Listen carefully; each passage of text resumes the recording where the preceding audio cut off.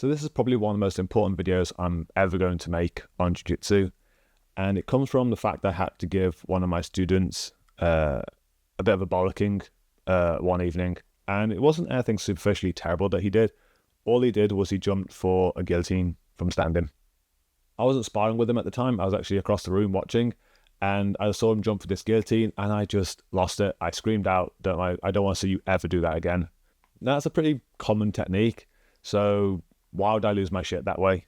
With a slight level of irony, before I solely became a jiu-jitsu coach, I actually used to work as a firefighter and as a health and safety lead on my watch. So I had to go through all the health and safety training, all the risk assessment training. So I'd be doing that, and then of an evening, this is when I was first acting as a jiu-jitsu coach and running a gym, I'd go and beat people up. So there was a level of like disconnect between what I was doing in the day and what I was doing of an evening. But this was as a young man. Like, jiu-jitsu was a bit of a blind spot where anything could go of an evening. You just walk into that gym, close the doors, and these consenting adults could pretty much do what they wanted to each other. But now I'm older, I'm more mature, more experienced, and some of that health and safety work has kind of seeped into how I run a gym now, because I realized a lot of that was toxic. And please put your hands up if anything in this video sounds familiar. Part of running a jiu-jitsu gym and trying to avoid people getting injured is one of the main jobs of a coach. Is you want to be able to teach this sport, you want people to be able to enjoy this sport, and you want to limit injury as much as possible. Like, you don't mind people hurting each other, like inflicting a little bit of pain, but injury is the problem. Yet we're in a sport which can have a lot of injuries if the environment isn't controlled. So the way I actually deal with it is through a risk matrix. So what we have up here is a generic risk matrix you'll see in most jobs in the world. So across the top we have the severity of what could happen to the person and the likelihood of it happening. So let's take the example of being hit by a car at 30 miles an hour. If you're someone who likes walking down the middle of the road at night and cars are moving at 30 miles an hour, there's a high likelihood there that you're going to have a bad injury. So we can either control how bad the injury is going to be or the likelihood of people walking down the road.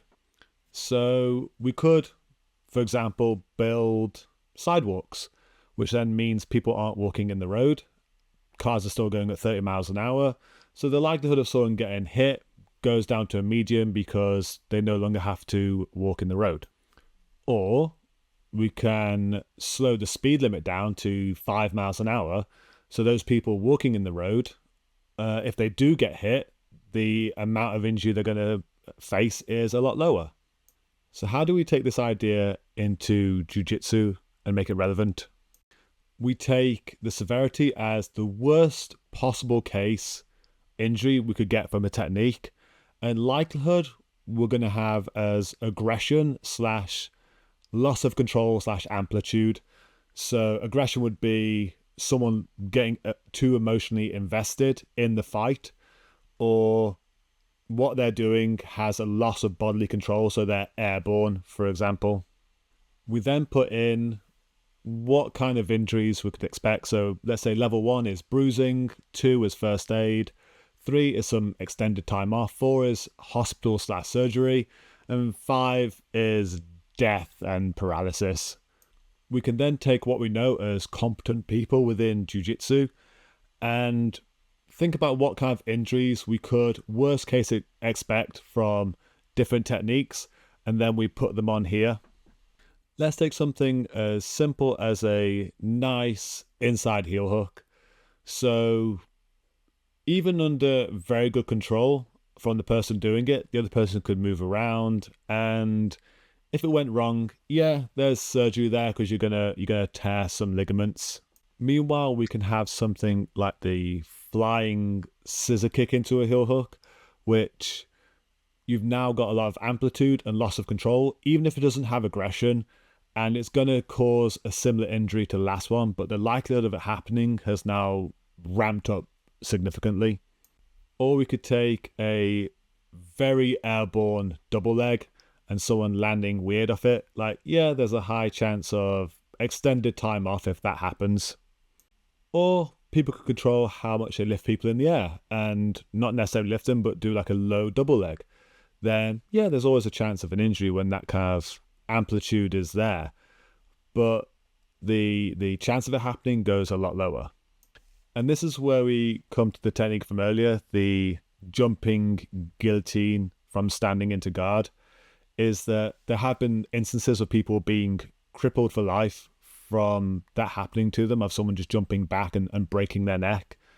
And so as a jiu-jitsu coach, you've then got to look at that final category there of death and paralysis and think, no matter how controlled the person is, there's always that chance of that happening. And so it's your appetite as a coach to think, right, do I allow this in my gym?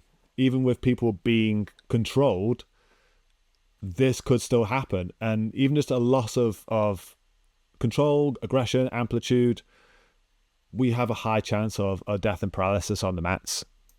And this is where then we can either modify the technique to make it safer if we can't really control for the amplitude from people standing, or we try and control people's aggression and their amplitude and their loss of control from different scenarios, which we kind of need to approach from both angles to make techniques safe.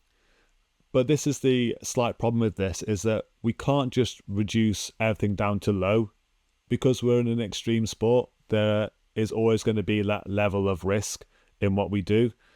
But this is where we have issues where it comes to teaching beginners. For example, if we don't control their aggression straight from the bat, because even a beginner with very, very basic jiu-jitsu, without even submissions, because of their aggression and their loss of control, their lack of control, the chance of injury is really, really high to either themselves or the people they train with.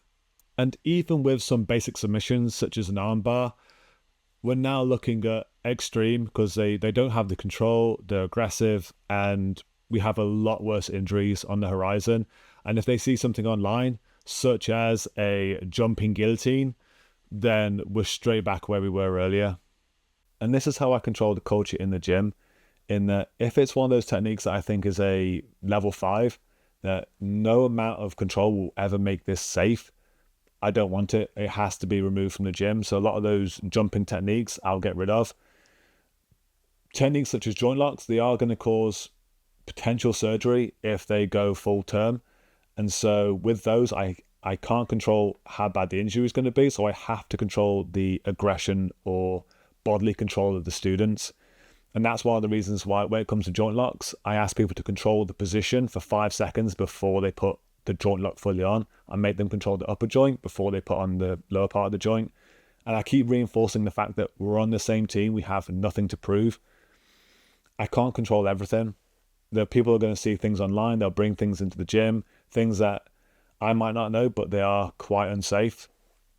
And so to manage that, I have to control their aggression and bodily control levels. And so that's one of the reasons why I won't let beginners necessarily do submissions for a while. I'd rather they work on dominance and position instead of Hail Marys and just trying to find submissions, especially before they've gained that self-control and that control over their aggression.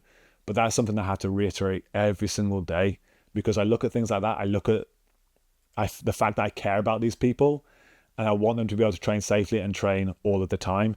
And so there's certain techniques such as head outside single legs or jumping guillotines where just a little bit of loss of control will cause such a massive injury, and I can't let that happen. If you find merit in this, I do spend a lot of time thinking about this, and pretty much every technique and every rolling session, I'm always trying to implement these ideas to make sure that my students can stay safe in training. And if you're a student of a gym and you feel that you are in an unsafe environment, then think about what you can do from this to try and incorporate these ideas to make your environment safer. If you would like to talk more about this, you can reach out to me via the In Theory Patreon, the YouTube comments, Instagram, Facebook. And yes, thank you for your time.